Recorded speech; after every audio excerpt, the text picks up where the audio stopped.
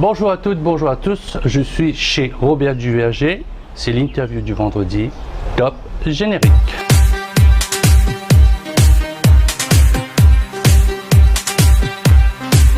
Robert Duverger, bonjour. Bonjour Jean-Claude. Merci d'être l'invité cette semaine de l'interview du vendredi. Oui. Je commence toujours par la question bête. Oui. Mais qui est Robert Duverger? C'est une grande question, mais on va me dire pourquoi je la pose, parce que Robert Duverger, c'est un nom qui est connu. Enfin connu, oui, disons, oui, ça me va, oui, je suis connu.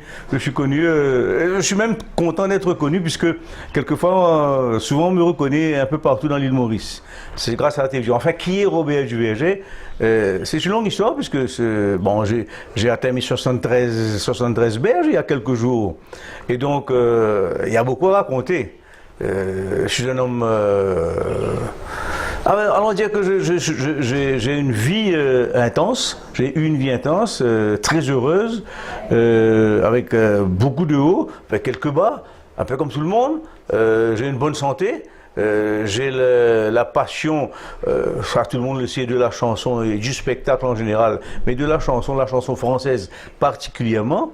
J'ai eu la chance d'avoir 2 grands enfants, j'ai eu le malheur d'en perdre un, mais j'ai le bonheur que tout ce que cela peut apporter à la vie. Donc Robert Duverger, j'aurais pu être un homme aigri à un moment donné dans ma vie, je ne l'ai pas été. J'ai essayé de garder toujours Je suis un optimiste de nature, peut-être un peu rêveur, peut-être comme tous les artistes, comme tous les poètes, un peu rêveur. Je ne suis pas... justement, moi je me pose la question moi-même. J'ai écrit beaucoup de chansons, peut-être une cinquantaine, j'ai enregistré une cinquantaine de chansons. Et dans mes chansons que j'enregistre, au début c'était des chansons un peu fleur bleue. Et puis je fais des chansons quelquefois réalistes. Mais j'ai jamais été virulent sur des sujets de société, certainement pas la politique, certainement pas la méchanceté de l'humain ou des soucis de cela. J'ai été assez subtil sur ce plan-là. Donc si on peut résumer Robert Duverger dans tout cela, c'est quelqu'un de plutôt calme, plutôt pondéré, plutôt réservé, plutôt réfléchi. Mais passionné. Passionné par quoi? Passionné par la chanson, passionné par justement, j'ai découvert la chanson très jeune, j'ai découvert Beko très jeune. J'ai dit à Beko, c'est mon idole, je suis tombé dans la marmite très jeune. Et donc, cette passion a été grandissante. Et c'est pour ça que quand je fais un flashback sur tout mon parcours de vie, je suis heureux parce que la passion pour la chanson française m'a fait voir sur scène des grands de la chanson française. Je crois qu'il n'y a pas beaucoup qui ont pu, comme moi, voir Jacques Brel au Plaza, voir Charles Aznavour à La Réunion, voir Gilbert Bécaud à l'Olympia, voir Michel Sardou à l'Olympia, voir Serge Lama en France, et bien sûr Claude Nougaro et tout le reste, Fugain et toute la monde. Donc, pour avoir vu tout ce monde-là, les voir sur scène, donc une partie de ma passion, je l'ai vécu comme ça. Et donc j'en garde un excellent souvenir. Évidemment, j'ai acheté des livres. Alors, Robert Duverger, c'est qui? C'est un père de famille, tranquille, cool. J'ai jamais fait des causes pour un parti politique quelconque, même si je vote à chaque élection. Un bon citoyen, on va Je suis un dire. bon citoyen. Je le dis parce qu'on va le lire bientôt, parce que j'écris aussi. Et je dis, je vote comme un bon citoyen, mais très rapidement, après les élections, je suis assez déçu, parce que la politique donne quelquefois envie même de vomir. Hein. Il faut dire les choses telles qu'elles sont. On va quitter la politique. On quitte la politique. La grosse news que vous allez peut-être me dire aujourd'hui. Robert, quand on voit Beko, on voit Serge Lama, la question dit, vous avez fait le tour. Question fondamentale, est-ce que vous êtes heureux maintenant quand vous êtes sur scène? Je vous ai vu au Plaza il y a quelques jours dans les après-midi dansants de WhatsApp. On salue notre ami Elvis Kenneth et toute son équipe. Vous faites partie des Evergreen, oui. avec Carl Brass qui est un peu le dernier. Je vais mettre le mot Je Mais il y a l'adore. des Mohicans. C'est pire que Mohican, c'est un dinosaure pour nous. De la musique, mais quand vous chantez ça, quelle vibration. Il n'y a pas des flashbacks, vous chantez Beko un petit moment, vous dites, ah, je me revois là où il était. Quand vous chantez Jacques Brel, vous dites, ah, mais Jacques Brel était là. Mais il y a deux façons de prendre les choses. Hein. Avec le groupe de Evergreen, puisque... J'en fais mention. je dis vous, je dis tu. C'est comme, comme tu veux. Puisque tu en fais mention, le groupe de Evergreen, c'est un petit peu, pour moi, c'est un petit peu des retrouvailles de ce Magic Quintet dont on en a parlé souvent et que les jeunes de moins de 30 ans ne connaissent pas.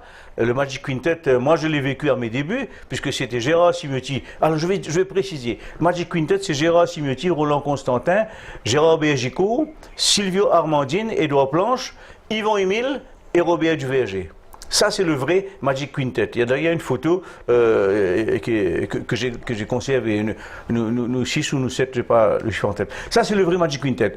Et cette ambiance de musique qu'on faisait, ben, avec le Evergreen l'après-midi dansant, je pense qu'on retrouve un peu. Bon, on ne va pas comparer rien du tout, hein, parce que notre groupe, il y a aussi 3 chanteurs, 5 musiciens et 2 instrumentistes, saxophones et trompettes. Ce que je retrouve là, ça c'est des chansons pour que les gens dansent. Alors, là, pour répondre à ta question, est-ce que je retrouve du Beko dessus? C'est là. Oui, quelquefois. Quelquefois, je fais un petit medley de Beko, je m'amuse, ou quelquefois, je chante pas Brel encore. Peut-être que je chanterai Brel à la prochaine, à la prochaine date. Quand Robert Duverger rentre dans le plaza, il y a des souvenirs.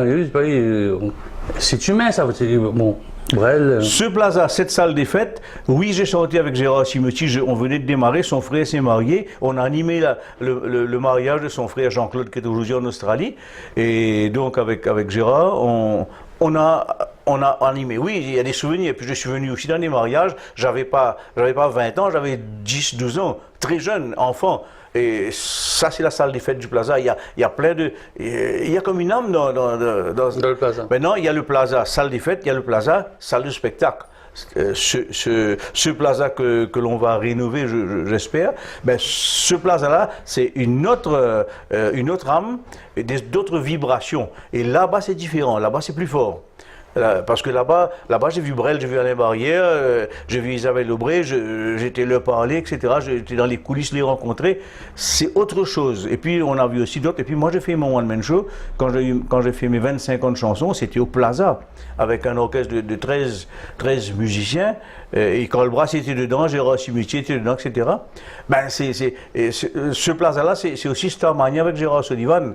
En 94-95, c'est 28 soirées à guichet fermé. C'est extraordinaire, je veux dire. Des souvenirs magnifiques pour moi, des souvenirs intenses qui sont là pour toute la vie. Et que je raconte, une petite parenthèse, dans un livre que j'écris actuellement. Ouais. Ça va se terminer. Parenthèse fermée qu'on va ouvrir. Parenthèse fermée, on pourra rouvrir si tu veux. Ça, c'est le plaza. Donc oui, je retrouve tous ces souvenirs. Bien sûr que je chante Brel, mais je précise une chose. Dans tout ce que je chante, comme l'autre jour, j'ai chanté pour l'hommage à Gérard Cimiotti au Conservatoire Mitterrand. Il fallait faire un hommage. Ben, Gérard Cimiotti, avec moi, c'était Beko, donc j'ai chanté le petit oiseau de toutes les couleurs. Mais en aucune manière, j'essaye d'imiter Gilbert Beko. Il est inimitable. Il est trop fort. Il plane sur un niveau, sur un nuage que les autres n'atteignent pas. Mais en revanche, je prends le même plaisir à chanter son petit oiseau. Et c'est un peu... J'étais à l'école de ces grands chanteurs que l'on cite. Aznavour, Brel, Beko, etc. Et donc, depuis 1965. Et donc, moi, quand je fais de la scène, quand je chante une chanson, j'essaie de l'interpréter le plus intensément possible, au plus profond de moi-même. S'il faut m'amuser avec le petit oiseau, je m'amuse, ou s'il faut chanter l'absent.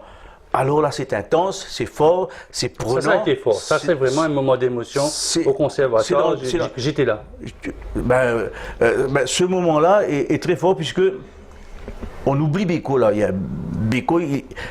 Gilbert Beko a dit que une chanson appartient à celui ou celle qui la chante, qui la fredonne. Si dans la rue, quelqu'un fredonne l'importance et la rose, la chanson appartient à cette personne.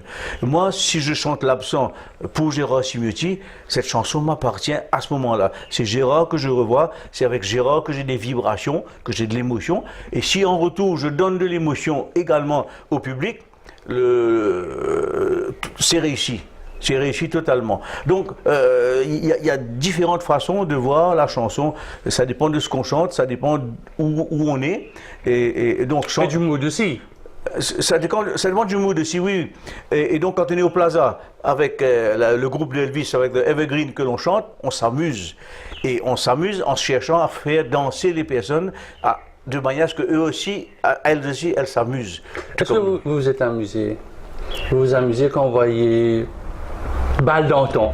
Il y a certaines personnes qui disent ça, ah c'est bien, c'est un peu à la mode. Parfois, vous passez un peu dans les rues, peut-être un peu plus dans Poli, Balle d'Anton, Balle Boubise, Balle Ranzarico, où il y avait tant de noms dans le passé. Ça vous fait plaisir maintenant que ça revient un peu à la mode. Absolument. Il y a votre ami Jacques Monique aussi, qui se met un peu plus dans le vintage. Est-ce que ça vous fait plaisir? Mais bien sûr, parce que il y a un public pour ça. Je veux dire, il ne faut pas que le public, il faut pas que, c'est un bon sujet, une bonne question que tu me poses. Moi, souvent, j'entends parler, quand les jeunes parlent, ils ont des expressions que je déteste. Quand on dit c'est ringard, ça veut dire c'est vieux, ça veut dire ça vaut plus la peine, ça veut dire il faut mettre ça, c'est bon, c'est au coin. Ben non, là je m'énerve, là ça me met en colère, parce que sur mon dernier album, j'ai une chanson qui parle un peu dans ce style-là, qui s'appelle Mon âge d'or. Ceux qui, comme moi, ont connu cet âge d'or des années 50, 60 ou 70, et d'autres qui sont plus âgés que moi ont connu les années 30 ou 40, c'est leur âge d'or. Il ne faut pas que les jeunes snobent cette musique et jettent un regard méprisant avec cette musique. Non, je dis non. D'ailleurs, moi, si on me pose la question, la chanson française, quelle est mon opinion sur la chanson française? On va y revenir. Allez, on va y revenir. On va y revenir parce qu'il y a beaucoup de choses qui passent. Il y a beaucoup de choses qui passent. Oui. Pourquoi la chanson française? Parce que quand je regarde un peu ceux qui ont évolué dans votre époque, il y a d'autres qui ont commencé avec Elvis Presley, l'autre Oui. la ligne Shadows. Cole Brass, lui, c'est Monsieur Shadows. On me dit tout Apache et tous ces trucs. Pourquoi vous avez choisi la chanson française? C'est en moi. Ça, c'est en moi. Tout petit à l'âge de peut-être 4 ans, je montais sur la table familiale. Allez, Robert, fais une chanson, et je chantais 2 phrases de la chanson du succès du moment. C'était 1949. Je me souviens, je chantais Quand un marin revient de loin. Et cette phrase, Quand un marin. Je montais sur la table, je chantais. Sur moi, je ressentais quelque chose. Et après, j'avais fini de chanter, les parents, grand-père, grand-mère, tonton et tante, on me donnait un petit 5 sous, un petit 2 sous, un petit je ne sais pas trop quoi. Ah, il fait du business Oui, de 4 ans. J'étais un professionnel déjà. Déjà.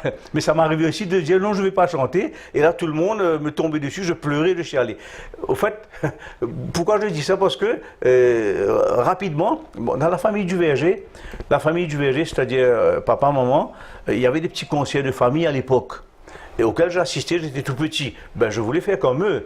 Et mon frère May, du Verger, qui par la suite a fondé vraiment la troupe du Verger de théâtre, et on a fait des opérettes durant les années 60 au théâtre de Port-Louis. Et là, on a fait 4 ou 5 opérettes, 4 jours à Paris, Les Pieds Nickelés, Monsieur Bourgogne, Coquin de Printemps. J'y ai joué, j'ai été jeune premier à l'époque. Et donc, on a ça dans l'âme, on est tombé dedans dans la marmite, comme je dis pour Beko, c'est également pour la scène. Donc, j'avais envie, peut-être qu'au fond de moi, j'aime je ne sais pas, peut-être j'aime qu'on m'aime d'abord, j'aime qu'on me voit, j'aime. Il y a des personnes qui sont timides, qui restent dans le coin. Je suis certainement intimide, moi aussi, mais... extraverti, timide, extraverti. Oui, mais allons dire, allez... quand j'ai démarré dans la chanson avec Gérard Cimetier en 64-65, la télévision, la MBC TV, voit le jour en 1965. Et rapidement, avec Gérard, on fait des programmes de variété à la MBC. Toi, tu n'étais pas né probablement en 65. 64, je suis né. Certainement. Ok. Et là, c'est du vrai direct. C'est du noir et blanc, du vrai direct. Il n'y a pas d'enregistré d'abord, et puis on va mimer comme on fait actuellement. Ce qui est pour Là, vous donnez quelques secrets, là. Hein? Vous donnez quelques secrets. Mais bien sûr, c'est du vrai direct avec Gérard. Et puis, quand on fait 5, 4, 3, 2, 1, on y va. Et l'orchestre démarre et on chante. On n'a pas le droit. On n'a pas le droit de faire des erreurs. On est comme un funambule sur une corde. On n'a pas le droit de. Donc, c'est une école importante du spectacle que moi je suis content d'avoir vécu. Est-ce que ce type de performance, hein, mais non pas beaucoup de performance, hein, ça vous manque pas? Oui. Quand vous êtes maintenant, on a beaucoup de technologie, il y a beaucoup d'effets, de lumière. On travaille plus avec les lumières que la musique, j'ai l'impression. Bon, ça vous manque pas, Robert Duverger, de dire, allez, on vient là, on plug in, allez, c'est parti. Ben, je vais te dire, lorsque mon fils Jean-François fait son accident et qu'il est traumatisé crânien et que pendant 5 ans, il me faut lever des fonds pour continuer tous ses soins, ce qu'on a pu faire. Mais j'ai fait beaucoup de spectacles en 2007 et 2011, même un peu après, pour terminer de payer ce qu'on devait. Et ces spectacles, j'ai fait appel à beaucoup d'artistes qui sont venus me donner un coup de main. Et j'ai fait des spectacles, 100 ans de chansons françaises en 2008, j'ai fait Musical en 2009, j'ai fait Top 50 en 2010, des spectacles. Alors pour ça, des grands spectacles, puisqu'il y avait à peu près 20 ou 22 artistes, il y avait 2 orchestres qui étaient sur scène, etc. Où je veux en venir? Tous mes jeunes artistes, ce sont mes amis, ce sont mes copains, ils sont plus jeunes que moi. Je déplore parce qu'à cette époque-là, rapidement, tous exigent qu'il y ait un prompteur. Alors que moi, pendant 40 ans, je n'ai jamais utilisé un prompteur de ma vie. Et là, ils me demandent un prompteur parce que, bon, on en a discuté gentiment et ils comprennent que moi, mais finalement, j'ai cédé à leur demande et à chaque spectacle, il y avait un prompteur et on avait tous les yeux rivés. Même moi, à ce moment-là, j'ai les yeux rivés. Mais ça empêche l'artiste d'interpréter bien comme il faut sa chanson. Ça ne démontre pas, disons, qu'un chanteur qui enregistre un album, il prend 3 mois, il connaît pas les paroles. Peut-être du Raymond Duverger, Robert Duverger qui a 40 ans, ça chante une chanson de 1930, peut-être vous aurez besoin du prompteur. Non, non, non. Ah non, pas non, du non, tout. Non, non. Non, vous êtes je vais te dire une chose. J'ai sorti mon dernier album qui s'appelle Le Dernier Train. C'était en novembre 2016. Ok? Il y a 12 chansons dessus. Je signe toutes les paroles, toutes les musiques. Et les arrangements sont faits en France par un ami français professionnel qui a épousé une Mauricienne, Jean-Pierre Offrido. Je tiens à citer son nom, Jean-Pierre Frido. Donc, il m'envoie ses arrangements et puis moi, ici à Maurice, je mets ma voix, j'enregistre, ok, dans les bonnes conditions. Tout est fait, tout est bon, etc. Maintenant, je vais présenter mon album. Ça se passe en novembre, ok? Et en novembre, je fais un tour de chant, pas des 12 chansons, mais de 10 chansons en direct au conservatoire avec plein d'invités. Le conservatoire était presque rempli et je me suis fait un devoir de faire ces 10 chansons, toutes nouvelles, sans aucun prompteur, et je les ai interprétées telles que pour chaque chanson que je dois interpréter, je fais ma propre répétition. D'abord c'est dans la tête, ou alors c'est chez moi, devant mon miroir. Il faut essayer de chercher la bonne gestuelle, la bonne expression du visage, ou alors sortir la chanson. Des fois, il y a des notes qui sont un petit peu difficiles, où il faut aller la chercher, faire en sorte qu'on chante juste. Ben, tout ça, c'est dans la chanson. Mais pour que la chanson traverse la scène et atteigne le public et allons dire pénètre ce public, ben, si on a un prompteur, tout est fini. Ça ne sert plus à rien parce que les gens vont voir qu'on a les yeux sur un prompteur pour répéter les paroles, c'est fini, on perd. Donc, Robert Duverger n'a pas besoin de prompteur. Même quand j'apprends une chanson nouvelle, bon, quand on chante pour que les gens dansent, les choses sont différentes. Les gens dansent, on ne fait pas un spectacle, vraiment, si, on chante un petit peu, mais sans vraiment faire un spectacle. Et là, peut-être qu'on a le texte sous les yeux parce qu'on fait des medleys. Bon, des medleys, là, c'est un peu plus compliqué parce qu'on fait 4 phrases d'une chanson, puis on balance une autre chanson et 4 phrases. Là, j'ai le texte sous les yeux quelquefois. Mais en général, non, 50 ans, sans prompteur, sans texte, sans rien du tout. C'est toujours funambule sur une corde. Comment vous enregistrez ça dans votre cerveau, dans la tête? Je suis content parce qu'il y a la gestuelle qui va avec. Si je suis pour chanter l'indifférence de Gilbert Bécaud, par exemple, les mauvais coups, et l'acheter, quelle importance, et qu'à un moment donné, dans la chanson, il y a des repères. hein, il fait ce petit dans la boue. Dans la boue, il faut montrer cette boue. Il faut donner cette gestuelle de la boue, ou alors qu'on donne une expression avec les mains ou avec les yeux, ou qu'on regarde la caméra, on fait comme ça. Ce sont des repères également pour la phrase qui va venir. Ça m'est arrivé d'avoir un trou de mémoire. Évidemment que ça m'est arrivé. Mais là, il faut s'en sortir. Mais je m'en sors tout le temps. Comment ça arrive? Donc, il y a le trou de mémoire, là. Alors, je vais te Le dire. cerveau est en train d'essayer de chercher où se trouve l'association des idées. C'est la panique, c'est la fouille froide, c'est la fouille froide. Et je chante Claude Nougaro. À l'époque, avec Gérard Cimetier, on chantait Une petite fille en pleurs dans une ville en pluie et moi qui cours après. J'ai chanté ça au moins 15-20 fois avec Gérard. On va faire la chanson à la télévision. À la télévision, il y avait à ce moment-là une caméra comme ça, des grosses caméras. Sylvio Écube qui était à la caméra, John Langping Nam, j'ai pas trop son nom, ou Noël Souria, et c'était Yacoub Baïmia, le réalisateur. C'est mes potes de cette époque-là. Maintenant, j'ai des potes actuels. Hein. Champerson et toute la bande, ce sont mes amis. Et donc, à la télévision, ok, on y va, une petite fille en pleurs. Robert Duverger, il veut faire son joli garçon devant la caméra. Alors, je me déconcentre une seconde en regardant la caméra, en essayant, parce que je vois mon image sur une autre télévision. Pour être beau garçon, je l'ai dit. Et être beau garçon, ça veut dire j'oublie une phrase. Et là, c'est la sueur froide. Parce que tu es en direct à la télévision, tu n'as pas le droit à l'erreur. Je dis une phrase, je dis une seconde phrase, et puis je rattrape la bonne phrase et je continue. Personne ne s'en est aperçu. Personne, ni Gérard Cimetier, personne. Et ça m'est arrivé une autre fois encore, c'était pour, ben oui, une autre fois je fais à la télévision, toujours c'était en 67 par là. On a la chance d'avoir un 33 tours de playback des chansons d'Aznavour. À l'époque, tu imagines, c'est un 33 tours. Yacoub Baïmia m'a dit, Robert, tu fais un tour de chant sur l'Aznavour. 8 chansons, live. Je suis encore jeune quand même. Hein. En 67, j'ai 22 ans. Je fais un petit one-man show présenté par Luc Legris. Ok. J'ai répété mes chansons. On envoie la première chanson. Avec un public dans la salle, les gens applaudissent. Les applaudissements couvrent le début de la deuxième chanson parce que le réalisateur n'a pas pensé que les applaudissements couvraient tout ça. La chanson a démarré. Les applaudissements finissent, je réalise que la chanson est démarrée, est arrivée à la peut-être 4e ou 5e mesure. Maintenant, il faut rattraper ça. Mais je rattrape.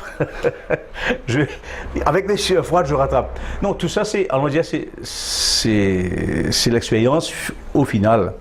Aujourd'hui, je suis sur scène. Si je fais un tour de chant, j'ai fait un tour de chant en décembre où j'ai fait 15 chansons d'affilée. Et j'adore faire ça. 15 chansons d'affilée, je me suis préparé avec des playbacks, pas de musiciens, avec des playbacks. Mais il faut retenir toutes ces chansons parce qu'il y a un public qui est venu là, et je chante Beko, Brel, je chante aussi une ou deux chansons en anglais comme Nat King Cole, mais j'ai la version très swing, que j'adore le swing, très swing de Love, Hell is for the way you look at me, etc. Je chante Serge Reggiani, je chante Sardou, pas le prompteur, pas de texte, 15 chansons d'affilée, je mène mon tour de chant et je suis heureux parce que le public chante avec moi à un moment donné parce que je leur demande de participer. Tout ça, c'est l'expérience qui a fait tout ça. Donc ce genre de tour de chant, je peux le faire n'importe où. Vous n'avez pas besoin de coach parce que là, je vois des chanteurs qui ont besoin de coach, de préparation physique. Peut-être ils bougent un petit peu plus que Robert Duverger. Non, ceux qui ont besoin de coach sont des professionnels parce qu'ils font peut-être 150 concerts par an. Je parle d'artistes mauriciens, hein. Je ne parle pas de ceux qui font des concerts. Je sais pas, je ne vais pas me donner mon avis dessus pour les coachs, pour rien du tout. J'ai toujours été mon propre coach à moi. J'ai jamais eu un professeur de chant. Je le regrette. Aujourd'hui, si on veut chanter, vraiment, il vaut mieux. ça me fait penser à une petite histoire. En 2012, il n'y a pas longtemps, j'ai une conversation avec Dean Nokado. Dean Nokado avec sa quintette de jazz. Et pas des moindres, hein. Attention, il y a Gérard Rava, il y a Denis Itier, il y a Pascal Lebon, le trompettiste célèbre, le saxophoniste Nel Baktoa. Sorry les amis, j'ai pas trop les noms là. Et Sébastien Margio à la guitare, Rava à la batterie, je dis Rava parce que Rava c'est un ami qu'on appelle comme ça. Et donc Dean Nokado me dit Robert, c'est ok, tu viens passer, ce sera pas au Chambly, un tour de chant swing, anglais et français mélange. Je suis heureux parce que j'adore le swing. Et puis c'est nouveau, et puis j'ai envie de chanter avec ce groupe-là.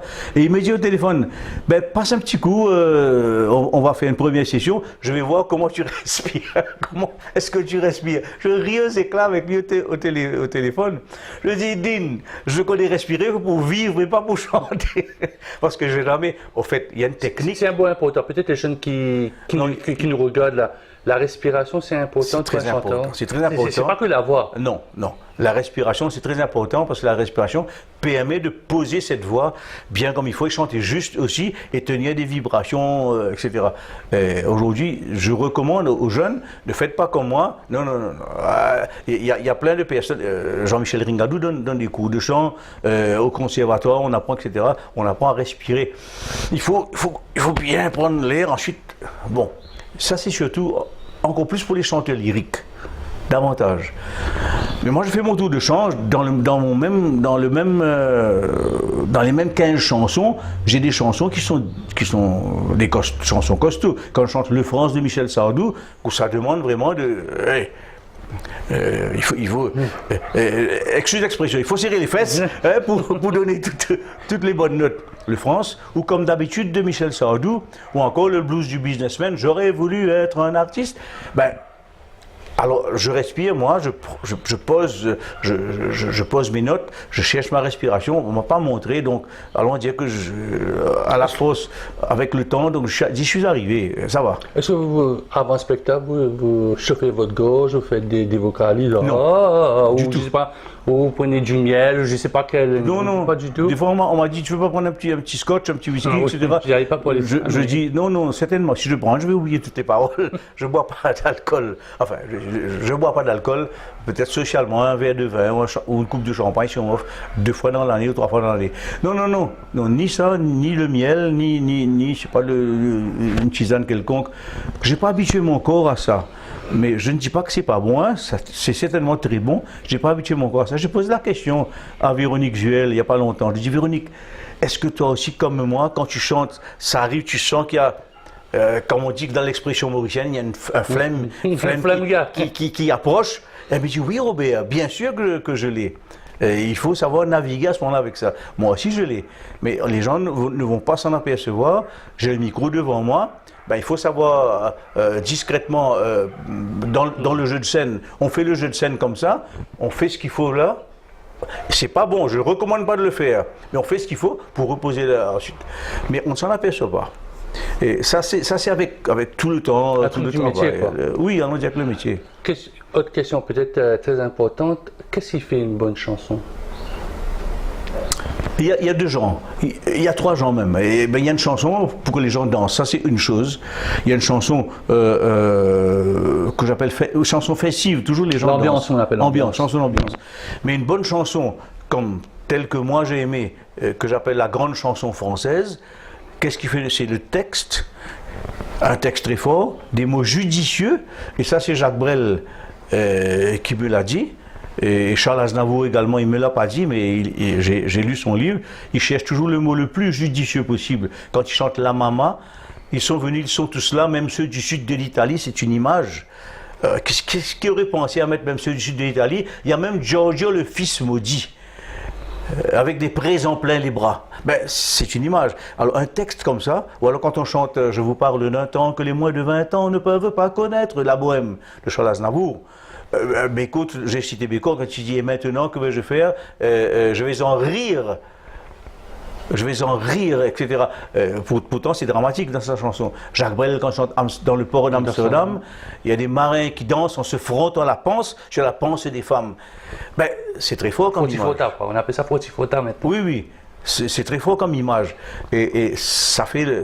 Jean Ferrat, ils quittent un à un le pays pour s'en aller gagner leur vie, loin de la terre où ils sont nés, la montagne. Pourtant, que la montagne est belle. Il y a je ne dis pas des centaines, il y a des milliers de chansons comme ça réussies. Jean-Jacques Goldman a des chansons qu'il réussit. Quand Jean-Jacques Goldman écrit pour Patricia Cass, il me dit que je suis belle. C'est une chanson qui est magnifique comme pas possible. Tout est beau dedans. la phrase, la musique qui vient et l'interprétation de Patricia Cass.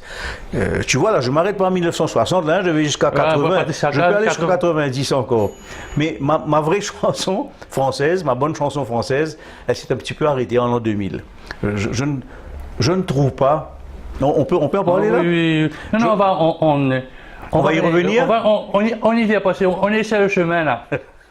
Comme ton abbesse, hein, le dernier train, on est dans le train, on va sauter dans le wagon un petit moment. Dans le bon wagon. Donc, il y a quelque chose que Robert Duverger ne m'a pas parlé, c'est de l'émotion qu'il y a dans les chansons. Pas d'émotion, c'est-à-dire que c'est ça qui relie le monde. Parce que dans un passage de la maman, bon, est-ce que la maman est française? C'est votre maman, c'est ma maman. À certains moments, il y a l'émotion qui passe entre le chanteur et... Il faut avoir la voix aussi pour transmettre l'émotion. Si on chante ça, comme si on attendait faire, on récite un poème, voilà. Ça va pas passer. Pourquoi vous ne parlez pas de... J'ai pas entendu le mot émotion, l'émotion dans les chansons. Ah ben, j'ai pas encore pensé à le dire. Émotion, c'est très important. Ah, mais c'est plus... avec l'âge, avec ce que moi j'ai vécu dans ma vie, j'ai l'émotion en fleur de peau aujourd'hui. Un petit rien me donne de l'émotion. Chez cet album de Le Dernier Train, j'ai une chanson que j'ai écrite qui parle de Jean-François, lui et l'autre. Je ne pourrai jamais la chanter en public parce que j'ai de l'émotion. J'ai de l'émotion quand j'ai chanté pour l'absent pour Gérard Cimetier, mais qu'il faut contenir. Mais les gens s'en aperçoivent. Et le public s'en aperçoit. Le public prend cette émotion et oui, l'émotion, ben, l'émotion est importante. On ne peut pas faire une bonne prestation scénique. On ne peut pas penser comment dire ça, gagner le public si on ne lui donne pas de l'émotion. C'est important. Il y a de l'émotion, il y a aussi de la joie de vivre, il y a tout ça dans un tour de chant, hein, ou dans une chanson, peu importe. L'émotion. J'ai cité le petit oiseau tout à l'heure. Le petit oiseau, j'essaie de donner cette espèce de joie de vivre au public en essayant de suivre un petit oiseau imaginaire sur scène, que l'on suit un peu partout, et avec la complicité des musiciens. Et j'avais eu la chance d'avoir ma petite cousine Mégane Duverger à la flûte au conservatoire. Oui. Ça donne. Mais cette joie de vivre, il faut que ça traverse la rampe. On le sent dans les yeux des spectateurs, ça se sent. L'émotion, c'est encore, je dis aussi peut-être plus important. On ne peut pas chanter, il y a plein de chansons, comme ils disent, de Charles Aznavour, ce sujet terrible, très fort sur, allons dire l'homosexualité, mais là c'est le travesti. J'habite seul avec maman dans un très vieil appartement rue Sarrazate. Je suis à la 5e, 6e phrase. À un moment donné, quand chez le 3e couplet, il se retrouve seul dans sa chambre vers les 3 heures du matin, on va manger entre copains, ça c'est le 2e couplet. Et puis le 3e couplet, il est seul et il enlève tout son attirail de travesti, la perruque qu'il faut faire, cette gestuelle, et il se démaquille. Mais là, le chanteur lui-même, moi j'ai de l'émotion. J'ai de l'émotion parce que c'est une chanson d'actualité, c'est une chanson à message, c'est une chanson réaliste. Et si on ne donne pas cette émotion, la même chose s'applique à la chanson anglaise. Hein. Moi, quand des jeunes viennent chanter quelque chose en anglais, j'ai jamais chanté je ne me suis pas lancé dans la chanson en langue anglaise parce que je suis un francophone et un francophile de naissance. Je me sens à l'aise dans la langue française, ça me convient. Le reste, c'est pas besoin d'aller au-delà de ça. Je parle le créole comme tout le monde, comme tous les Mauriciens, mais si je le chante plutôt mal. Alors je ne vais pas chanter le créole tout le temps. Pas de cigare alors. Je fais un petit peu de rimes de Seka quelquefois, mais je ne vais pas me hasarder. Il y a meilleur que moi à Maurice. Votre ami Grenade. Voilà. Alors que moi je dis, si vous êtes meilleur que moi dans la chanson française, tant mieux, ça va faire. Justement, tout à l'heure, vous m'avez dit que j'ai commencé à chanter sur la table, j'étais un petit peu businessman à l'époque. Vous êtes arrêté à l'an 2000. Est-ce que la chanson française a trop évolué ou bien c'est venu un business? C'est venu du business? C'est les deux à la fois. Les deux à la fois. Elle a trop évolué. Tous ceux qui écrivent des chansons, qui lancent des jeunes chanteurs, ils font ça parce qu'il faut que ça se vende. Ils ont signé un contrat avec une grande maison, il faut que ça se vende. Quand on dit ça se vende, il faut que ça dépasse les 30 000, 40 000 singles etc.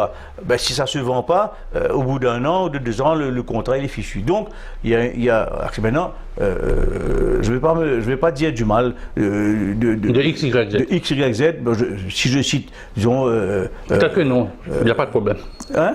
Si vous, non, si je cite les professionnels en France. Je dis Pascal Obispo ou Zazie ou enfin, des autres comme ça. Et quelquefois ils écrivent pour d'autres. Bon, quelquefois ils font des tubes, ça arrive. Obispo a écrit Un jour une femme pour Florent Pagny qui est magnifique. Mais c'est rare. C'est rare. Le reste, Zazie a écrit Allumer le feu pour Johnny Hallyday, qui est un tube. Un tube. Maintenant, moi je dis un standard maintenant. On peut dire que Allumer le feu est devenu un standard, un concert de Johnny Hallyday. Sans Allumer le feu, c'est pas un concert de Johnny Hallyday. Maintenant, moi je dis, toutes ces chansons depuis l'an 2000 jusqu'à maintenant, toutes ces chansons qu'on entend avec tous ces jeunes chanteurs, j'ai envie qu'on me dise, Robert, il y a des chansons qui sont du même calibre que Et maintenant, que Quand on n'a que l'amour, que Ne me quitte pas, que L'hymne à l'amour, que Je suis malade de Serge Lama, que Les lacs du Connemara de Sardou. Dites-moi quelle chanson très rare. On ne sait pas, je n'en trouve pas. Je n'en trouve pas. Donc c'est pour ça que je parle de Stromae. Qui fait son retour, avec des longs cheveux, il paraît-il que... Je ne sais pas. Stromae, il a une gestuelle formidable. OK, indiscutable. Il a une gestuelle formidable. Maintenant, il y a des journalistes, tes confrères, pas Maurice, qui ont dit c'est le nouveau Jacques Brel. Je dis non, monsieur. Le jour où Stromae va nous écrire une chanson du calibre de Quand on n'a que l'amour, de Amsterdam, de Jeff, de Ne me quitte pas, comme Jacques Brel, je dirais oui, le nouveau Brel. Pour l'instant, on n'en est pas là. C'est pourquoi pas c'est les Belges. Je suis sévère, non? Non, c'est un professionnel qui juge des professionnels. C'est parce qu'il est belge, comme Brel. C'est pour ça qu'ils l'ont dit, c'est le nouveau Brel, parce qu'il est belge. Mais je dis, il a une gestuelle particulière, peut-être le voir sur scène, mais il faut que l'oreille retienne, parce qu'aujourd'hui, on chante encore, 50 ans après, Quand on n'a que l'amour. Dans toutes les églises, dans tous les mariages, dans tous les spectacles, on ressort Quand on n'a que l'amour, Ne me quitte pas. Ben, voir Brel chanter Ne me quitte pas, ça me fait penser à... j'ai vu quelqu'un dans... Je crois que c'était Star Academy ou The Voice, même peut-être The Voice. Je ne regarde pas The Voice. Hein. The Voice. Il est venu chanter Ne me quitte pas. Alors on lui a demandé de mettre de l'intensité. Alors il chante presque en pleurant. Et c'est pas du tout ça, Ne me quitte pas. Ben, il ne faut pas chialer dans Ne me quitte pas. Bon, même que lui, il a ressenti ça comme ça. Je dis non, parce que Jacques Brel, on lui a posé la question. Et Jacques Brel, quand il chante Ne me quitte pas, le voir chanter ça sur scène, il est comme quelqu'un de... Il est déconcerté, il est déconfit, mais il n'est pas en aucune manière atterré ou abattu en larmes. Il est quelqu'un de décontenancé. Ne me quitte pas, il faut oublier. Et puis Jacques Brel, il le dit lui-même, cette chanson Ne me quitte pas, c'est son hymne à la lâcheté. Alors c'est toute une différence, toute une conception que ceux d'aujourd'hui, merci, non merci. Ne me quitte pas, je reste peut-être un petit peu conservateur, ben c'est comme ça, c'est comme ça. Tu m'as parlé de The Voice. Oui, allez, vas-y. Attends, je termine dessus. Star Academy. La question était là-dessus. Là, depuis quelques temps, on voit, depuis une dizaine d'années, Star Academy, The Voice, on a eu tant d'autres. Comment tu vois un peu cette industrie? Il y a certains qui ont réussi. On peut parler de Willem, on peut parler de Jennifer. Très peu, mais... Comment tu vois un peu ces très peu. Là aussi, Jennifer, c'est un produit commercial. Moi, je le dis comme ça. Moi, je ne suis pas fan de Jennifer. Que l'on aime, qu'on aime ce que je dise ou pas, je m'en contrefous. Jennifer, c'est un bon produit commercial, ok? Mais allez, je veux savoir quelle est cette chanson de calibre que Jennifer a fait depuis 10 ans qu'elle est, je ne sais pas. Alors on parle, oh soleil, c'est pas de la chanson de calibre, c'est une chanson avec on s'amuse avec, c'est bon, etc. Christophe Willem, il a un autre talent, ça c'est sûr. Et où je veux en venir, moi je voulais dire Star Academy, je crois que c'était la 2e année ou la 3e année. On fait le groupe, à chaque fois ils font des reprises. Au début c'était la musique, et puis c'était musique de France Gall, que France Gall n'avait pas aimé d'ailleurs, qu'elle les a fait casser et refaire, on se souvient de ça. Et puis ils font l'Orange de Beko. avec un Polonais, Michal, Michal, était, oui. avec une voix fade.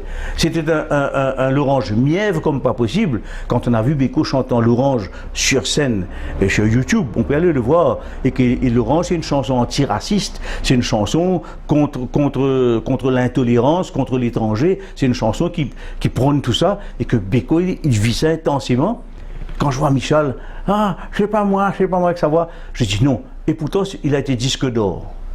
Disque d'or, Lorange, quand c'est sorti, la version Star Academy. Mais qu'on n'a pas été disque d'or, probablement lui. Il a dû faire une bonne recette, mais pas disque d'or.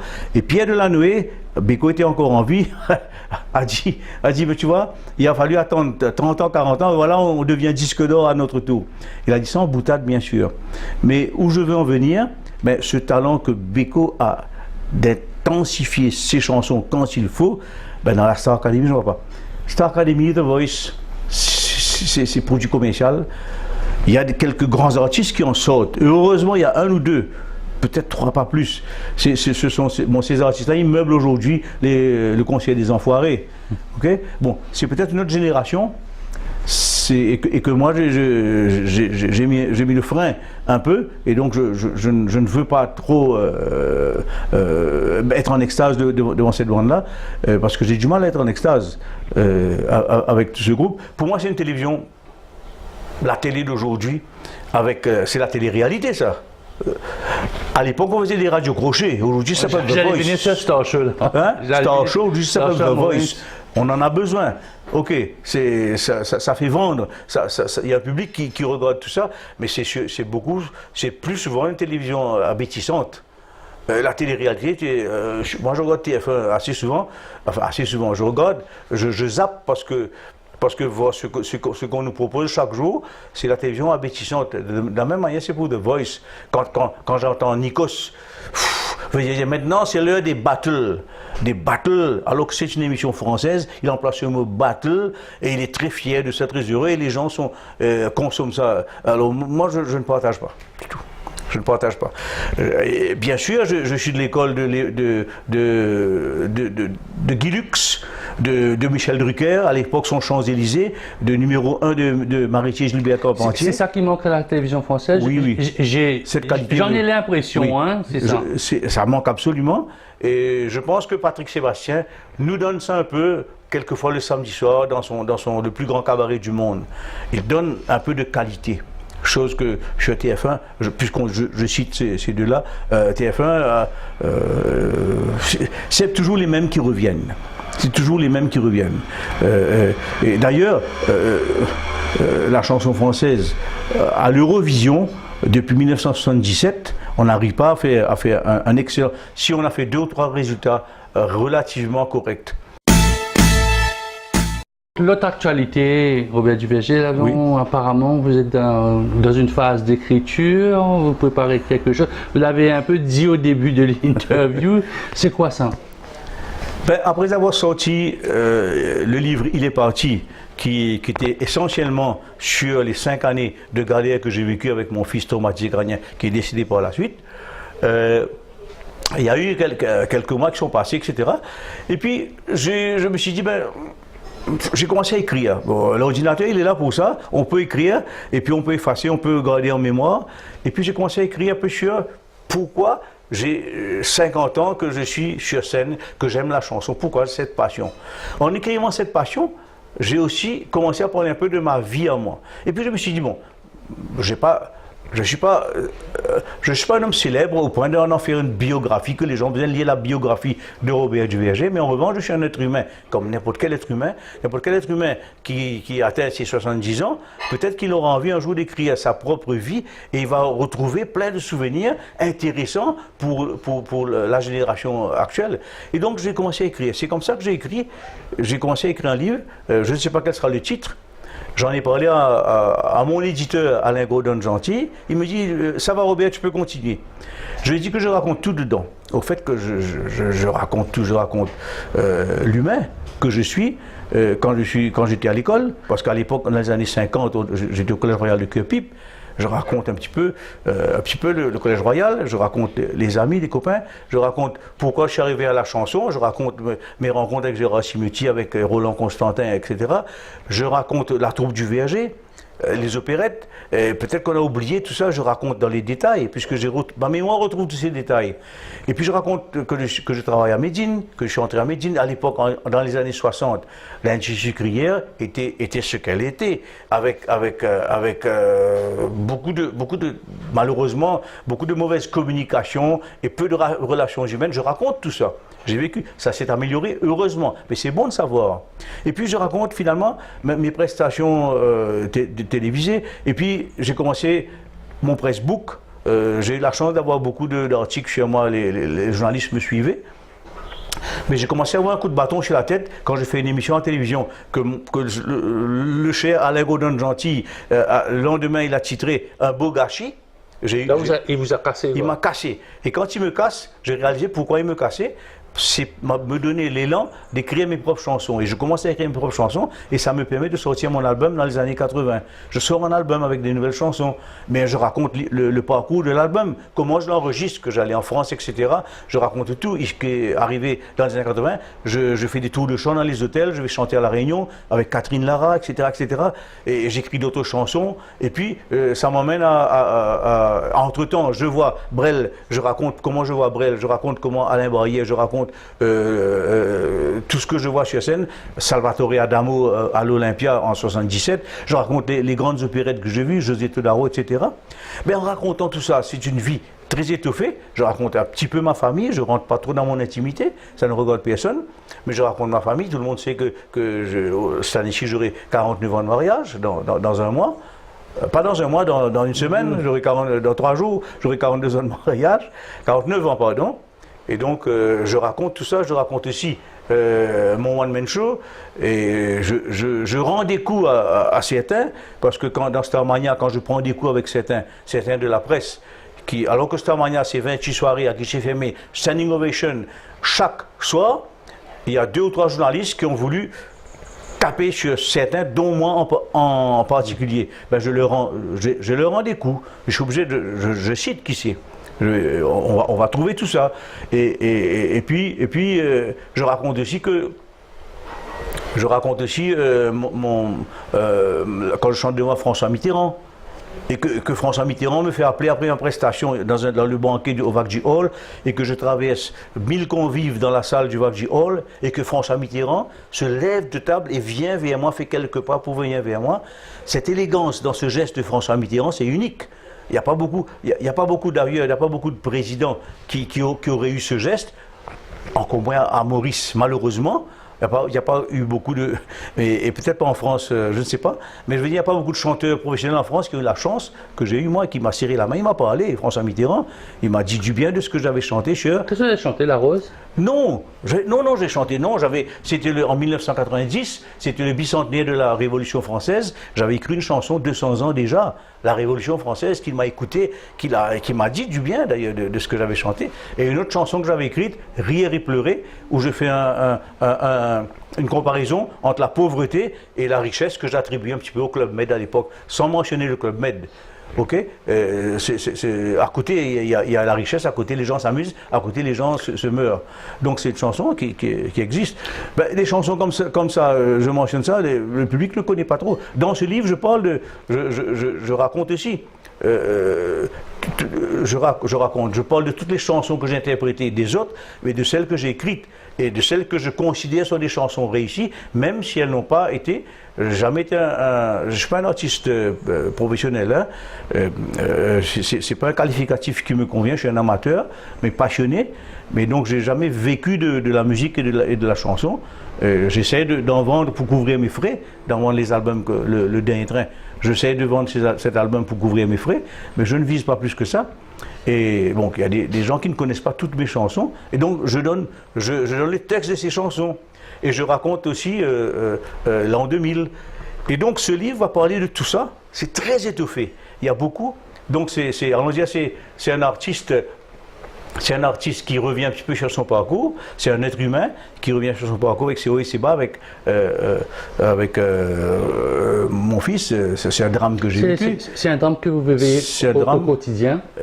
Que l'on vit. Parce que à chaque fois que vous parlez, vous retournez sur c'est récurrent, on ne peut pas perdre un fils qui a 41 ans, le voir souffrir 5 années et avoir à lutter pour apporter des soins et sans que ça ne reste, je dis pas un échec parce que c'est pas nous la cause, c'est un drame récurrent, c'est une tristesse, c'est une douleur récurrente qui revient, qui est présente mais qui revient davantage certaines dates.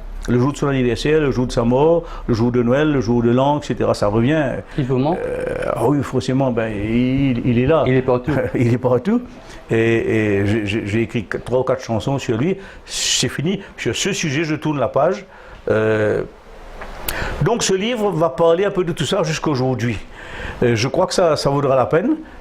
Pour ceux qui ont envie de voir comment je rends des coups, on va apprendre. Pour ceux qui ont envie de lire comment je remercie et comment j'ai de l'émotion. Il y a de l'émotion, il y a des souvenirs, il y a des explications. Je raconte que les jeunes ne savent pas que quand j'ai été voir Jacques Brel, j'ai payé 25 roupies ma place au Plaza. Et ça valait 2500 Je ne sais pas ce que ça valait 25 roupies la place. Les jeunes ne savent pas. Et donc c'est important de savoir ça. Qu'on allait au cinéma pour 2 roupies 20. Et quel cinéma que j'aimais aller voir, je raconte mon cinéma à moi. Mais mon cinéma à moi s'est arrêté en 90, 92, 95, disons. Allez, à l'an 2000. En l'an 2000, mon cinéma s'arrête. Je ne vais pas au cinéma, sauf s'il y a un nouveau James Bond. Je suis fan de James Bond. Vous avez tout regardé? Tout regardé. On partage quelque chose ensemble alors. J'ai sur DVD tous les James Bond. Le meilleur de James Bond pour vous, c'est? Non, mais j'aime. Moi, je ne peux pas répondre à ça. Parce que pourquoi? Tout le monde. Il y a il y a un trio, il y a un trio ça. Finalement, j'aime autant celui Craig, j'aime autant parce que je re-regarde actuellement ces 2 derniers Bonds là. Qui est très noir, très noir. Très noir. Et Roger Moore, il a l'humour britannique qu'on adore, cette espèce d'humour, cette élégance. Hein. Et puis Sean Connery, qui est bon, il y a les autres qui ont été un peu moins performants, peut-être un petit peu moins. Timothy Dalton. Ouais, un tout petit peu en dessous. Mais ces 3-là, non. Et puis n'oublions pas Pierce Brosnan. Pierce Brosnan. Qui a été un peu le middleman, Le middleman. Donc si j'aime bien regarder Goldfinger, parce que c'est. Shirley Bassey. C'est la seule qui a eu 3 James Bond à ce moment. Hein. Shirley Bassey, c'est peut-être une de mes 2 ou 3 chanteuses en langue anglaise préférée. J'ai presque envie de dire peut-être une de mes préférées. Shirley Bassey, j'adore Shirley Bassey. Je connais beaucoup de son répertoire, je l'écoute souvent. Si j'ai de la musique à écouter en boucle, Shirley Bassey peut former partie. Est-ce que vous regardez un peu les séries télévisées où il y a de la musique dont, disons parfois on va pas Cold Case, on va vous tirer peut-être pas trop fan, non. Ou bien actuellement il y a Dan Lista, on voit un peu comment. Je suis particulier. Je suis pas. Je regarde pas les films américains ou anglais. Je regarde très rarement. J'aime bien une bonne comédie française. Ok, un film là. Hein? Maintenant les séries, je vais pas m'afficher. Il y a une série que j'essaie de regarder sur TF1. Demain nous appartient. J'ai eu envie de regarder. Finalement, je trouve que je suis un peu accroché à vouloir savoir la suite, etc. Mais c'est pas pour ça que je vais vanter les mérites de cette série. Non. Je ne regarde pas nécessairement des trucs parce que c'est de la musique, non, c'est pas obligatoire. Non. Et j'aime la musique classique, j'aime la musique lyrique, j'aime les opéras, les opérettes. Donc, pas nécessairement la dernière chanson qui sort, non. Donc, mon univers musical, il est tout ça. Actuellement, vous chantez quoi dans votre salle de bain? La chanson que j'apprends actuellement, c'est Johnny Hallyday, Je te promets. Je te promets le ciel au baiser de ma bouche. Je te promets le miel à ma main qui te... La chanson qu'il dédie à sa fille Laura? Non, pas nécessairement. C'est Je te promets, une chanson écrite par Goldman. Oui. Et finalement, comme ça, là, tout d'un coup, Johnny Hallyday a chanté il y a peut-être 15 ans de cela, ou 20 ans. C'est un de ces incontournables de ses concerts. ben, j'ai eu envie de chanter ça et je vais peut-être mettre ça à mon répertoire, probablement. Allumer le feu aussi? Non, allumer le feu, non, allumer le feu, il faut avoir un tempérament de rock que je n'ai pas. Alors que je te promets, c'est une chanson. Oui, tout à l'heure, Robert Duverger m'a dit, bon, c'est la personne qui interprète la chanson, qui devient pas propriétaire de la chanson, mais vous pouvez un peu, à la façon de allumer le feu, à la façon de Robert Duverger. Il y a 3 ans de cela, on a fait un spectacle au domaine Anna. Avec toujours mon équipe habituelle, mes amis artistes, on a fait un spectacle qui s'appelle Cabaret, et je faisais la deuxième partie. Et parmi les musiciens, j'avais invité Roro Constantin, qui est aussi mon petit cousin. Ouais. Roro, et donc il est venu jouer avec les Firehawks. Et Roro me dit, Robert, allez, on va faire ta chanson, Elle est si belle la vie, chanson que j'ai composée en 1980 et que j'ai fait une deuxième version en 1993. Il me dit, allons la faire en rock. Je dis, ok, je te donne plein pouvoir, transpose la chanson. Il transpose la chanson. Le début, c'est récitatif. Et puis quand je rentre Elle est si belle la vie, ça sort du swing, ça sort du shuffle qu'on avait fait, ça devient rock. Et là, je peux te dire, j'ai adoré. Parce que là, et Pascal me dit, Robert, seulement tu vas la chanter, il faut que tu la chantes. Et on va voir comment. Ça m'a forcé, ça m'a, allons dire, tiré vers cette ambiance rock. Mais je ne suis pas un chanteur de rock pour ça. J'aime bien le rock, j'aime bien le rock de Johnny, le rock de... Peu importe. Je chante pas de boogie-woogie avant de faire de prière du soir de Eddie Mitchell. C'est une chanson que je chante quelquefois en duo avec mes amis artistes, parce que c'est un rock, mais c'est plutôt swing. Mais c'est pas un rock, hard rock, tout ça. Je n'ai pas ce tempérament, je n'ai pas cette voix, je ne pourrais pas chanter. On va parler un petit peu de la radio, c'est un autre domaine que je pourrais partager. Oui. Tous les mercredis, donc là, vous êtes sur la chaîne nationale. Oui. Sur la MBC. Ça fait 12 ans. Ça va bien, oui. Ça fait 12 ans que je suis à la radio. J'ai commencé en 2006, septembre 2006. Et donc ça va faire 13 ans, je ne sais pas combien de temps, je ne compte pas. Hein, allez, attends, 2006, 2018, ça fait 12 ans. 12 ans. 12 ans, et j'avais imaginé une émission de radio sur l'histoire de la chanson française. Parce que j'ai un livre, j'ai un magnifique livre, une encyclopédie, qui me raconte l'histoire de bout en bout. Donc j'ai puisé dedans, j'ai cité le livre, bien sûr, par honnêteté. Et finalement, j'ai écrit l'histoire de la chanson française, j'ai réécrit pour la radio. Et finalement, je me suis dit que c'est intéressant. Et donc, la MBC, j'avais frappé à la porte de la MBC en 2 ou 3 fois. Le directeur général d'alors ne m'a même pas répondu. Je ne vais pas citer les noms, je les épargne. Dans mon livre, je cite les noms. Dans mon livre, je le raconte, je dis ça. J'ai été voir, j'ai proposé ça à Radio One. Il n'y a pas eu de réponse non plus. Et puis finalement, j'ai la chance, quand c'est Farid John Djerkan qui est le chairman, je repropose, Farid me fait venir avec Pamela Patten, me dit Robert, ok, tu peux démarrer l'émission dans 2 semaines. Et je démarre. Et je raconte l'histoire de la chanson française en 55 émissions à peu près. Ça a duré 1 année. Les gens étaient contents parce que les gens suivaient ça. Allez, on est arrivé au 42e, 43e, et donc on suivait toute l'évolution de la chanson française depuis Maurice Chevalier jusqu'à Goldman, jusqu'au dernier. Hein. J'ai fini en l'an 2002. Donc j'étais en 2006, en 2002 je me suis arrêté. Et après ça, une fois que j'étais sur place, la MBC m'a dit maintenant, je dis ok, je peux faire une émission sur la chanson française chaque dimanche en variant. Et donc chaque dimanche, et ça dure depuis 12 ans, je varie le thème de la chanson française. Et la chanson française, c'est un patrimoine magnifique de 5 millions, je ne sais pas combien de titres, 10 millions de titres. Et donc, ça peut être la chanson poétique, chanson réaliste, la chanson festive, les chais disparus, la nostalgie. Et j'ai comme ça des thèmes, la chanson des fleurs, la chanson écologique. Et donc moi je vais chercher. Donc chaque dimanche. Et puis finalement, l'actuel directeur de la radio, qui est M. Soblen Ramen, je lui propose une autre émission, il me dit, et puis 2-3 mois après, il me dit, allez, ok, ça va. Et donc c'est ça comme ça que je fais la mission tous les mercredis, qui est votre choix. Il m'a dit, la chanson, tu restes dans la chanson française, parce que moi je voulais ouvrir. Il me dit, reste dans la chanson française. Et donc tous les mercredis, de 5h de l'après-midi à 7h du soir, et là je raconte parce que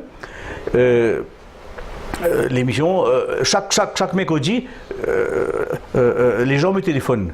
Mais je ne passe pas ça sur les ondes. Ça reste privé. Parce que si on passe sur les ondes, ça perd beaucoup trop de temps. Il faudra poser la question. Alors qu'est-ce que vous mangez ce soir? Alors, quel temps il fait chez vous? On pose les mêmes questions qui sont un petit peu... C'est pas ce genre d'émission. C'est une émission de divertissement. Donc, les gens me téléphonent en privé. Et donc, par exemple, mercredi prochain, je vais aller à la radio avec les chansons qu'on m'a demandées hier soir. Là, je prépare, là, je suis sur l'ordinateur, je prépare. Et eux, ils sont contents parce qu'ils me demandent Tino Rossi, Rina Ketty de 1930, ou ils me demandent une chanson peut-être introuvable, souvent introuvable par les autres camarades animateurs, que moi je trouve, que moi j'ai, soit dans mon stock, parce que j'ai peut-être 30 000 MP3 sur mon ordinateur, ou peut-être 40 000 chansons françaises. Principalement, mais aussi chansons anglaises, chansons américaines, mais aussi lyrique, opéra, opérette, jazz. J'ai tout ça donc sur l'ordinateur. Donc je vais puiser dedans et sinon je vais chercher, je trouve. Quel est le choix le plus bizarre que vous avez eu dans cette émission? Quelque chose qui sort de l'ordinaire mais qui vous a fait intensément plaisir. D'abord, c'est des chansons que je ne connaissais pas et que je découvre parce qu'on me fait découvrir une chanson ou quelqu'un parle d'un enfant que je ne connaissais pas, parce que des fois je prétends, je crois savoir toute la chanson française, mais en vérité non, il y a des chansons que je ne connais pas et je découvre, ça me fait plaisir, ou je redécouvre une chanson que je n'écoutais pas et qu'une personne me demande, et donc ça me fait plaisir de ressortir une chanson de je ne sais pas, de John Williams, si toi aussi tu m'abandonnes. C'est une chanson du film Le train sifflera 3 fois de Gary Cooper, c'est cette musique-là, par exemple. Ou alors, c'est comme ça, des chansons. Bien sûr, on me demande souvent Frédéric François, Mike Brandt. Les récurrents, quoi. Les récurrents, ça revient, Enrico Macias. Et je suis très heureux. Je le dis, et je le dis à chaque fois. On me demande des chansons de mon dernier album. Et ça vous gêne? Oui, ça me gêne, mais je suis content. Mais je le dis à chaque fois, je dis, vous me demandez cette chanson, Le Dernier Train. Le Dernier Train, il y a des personnes finalement qui m'ont téléphoné, il y a des dames de 85. Je reçois des coups de téléphone de 85 ans, 60 ans, 45 ans, 20 ans, 10 ans. Mais la plupart, c'est des gens âgés. Ok? Mais je suis fier et content quand un petit bonhomme de 10 ans qui me demande une chanson, parce que sur mon album, il a mon album, ses parents l'ont acheté, il a mon album, il a écouté, et il adore Bizin Croire, c'est un reggae, il aime Mon âge d'or, il aime surtout la chanson, je l'ai fait une chanson chez ma fille, Valérie Symphonie, et là il m'a demandé cette chanson parce que sa maman qui est morte s'appelle Valérie. Et ça me touche beaucoup. Là, j'ai une émotion instantanée à la radio. J'ai obligé de masquer parce que il me dit ça au téléphone, ok? Le mercredi suivant, je passe la chanson, je présente. Mais quand je passe la chanson, je revis cette émotion. Et là, pendant 3 minutes, je fais un effort terrible. J'éteins, je regarde le minutage se dérouler parce que je dis là, je peux chialer, des fois, oui, je pleure. Ça m'arrive d'avoir de l'émotion, de pleurer, pas seulement avec le petit bonhomme de 10 ans, avec ceux qui m'ont demandé des chansons sur, peu importe, ça peut être sur la séparation, le divorce ou n'importe quoi, des chansons qui sont dures, mais que l'animateur doit écouter la chanson en entier en même temps. Parce qu'attention, qu'il y a une petite erreur, ça c'est normal. Et donc j'écoute, mais je vis chaque chanson à la radio intensément.